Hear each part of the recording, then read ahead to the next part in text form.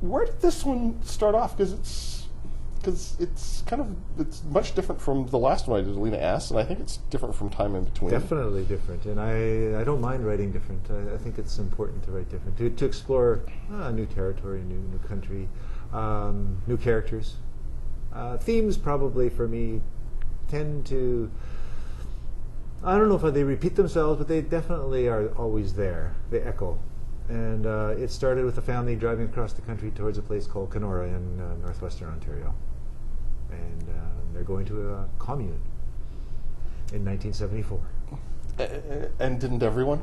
Okay, I didn't. I was 14, but I really wanted to. I know. Yeah. I did too. In fact, free love commune sounded like a really good idea when I was 14. Although this isn't really a free love commune. No. This is more like an artistic, spiritual oasis, which is not really that. Yeah. It's people sort of, eating, squalid food and going to the pond and swimming in a scum-filled, all the while congratulating themselves on their back to nature, healthy kind of. Yeah. Exactly.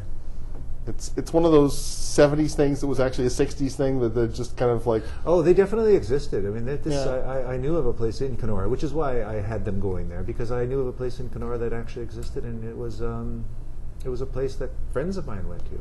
Now, this is not, the retreat is not that place, but I was aware that these communes did exist and that people went there to find themselves. Let's talk about, so there's sort of these two tracks of it. We've got the commune side on one side, and then we've got Raymond and Nelson on the other. So tell me about Raymond and Nelson. Raymond and Nelson come from a reserve just outside of Kenora. They're Ojibwe. At the age of 10, Nelson is taken away by the government and placed in a Mennonite family in southern Manitoba, and Raymond is left. Through fortuitous circumstances, he is not taken. So he stays, Raymond goes. And then 10 years later, Nelson returns. Nelson goes, Raymond stays. Sorry.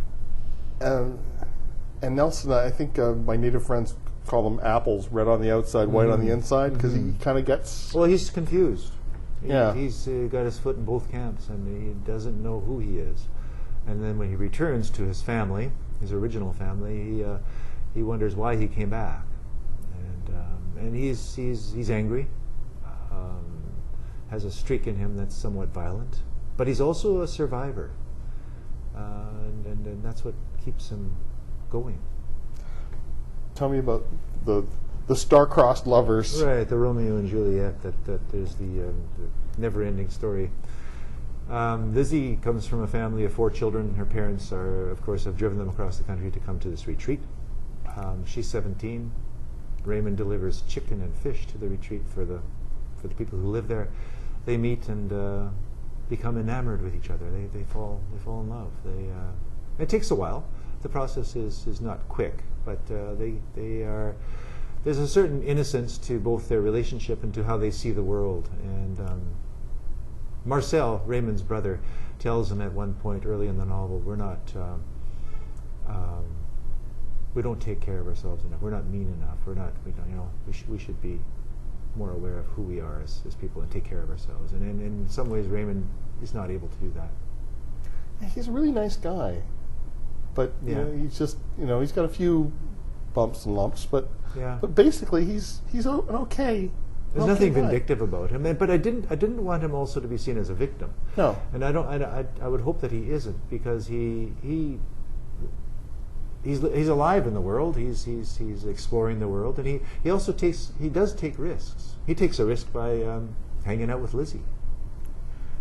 Tell me about Lizzie's uncle, the cop. Hart, Constable Hart. Who doesn't have one? He's a piece of work. He's the opposite of Fish. Fish is this innocent 4-year-old who sees the world as a flower opening up before him, and he's going to explore it. He's curious. And then there's Hart on the other side, who is malicious just simply for malicious sake. An Iago. He's going to do damage in the world. And I know in some ways he's an archetype, but I wanted that. I don't set out to create likable characters. That's the point. A novelist doesn't say, okay, how many likable characters can I create so that my book will be loved by everybody? I mean, what you do is you create a world, and these are the people that exist in that world, and some of them are likable, some of them are not. And likable is not even something that I consider when I'm writing a novel.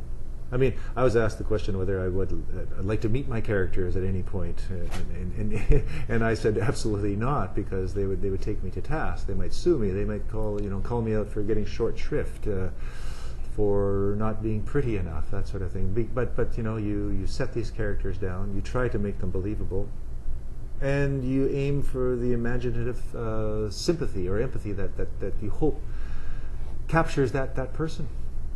The book is The Retreat. I've been speaking with the Giller Prize novelist David Bergen, and The Retreat, published by McClelland and Stewart.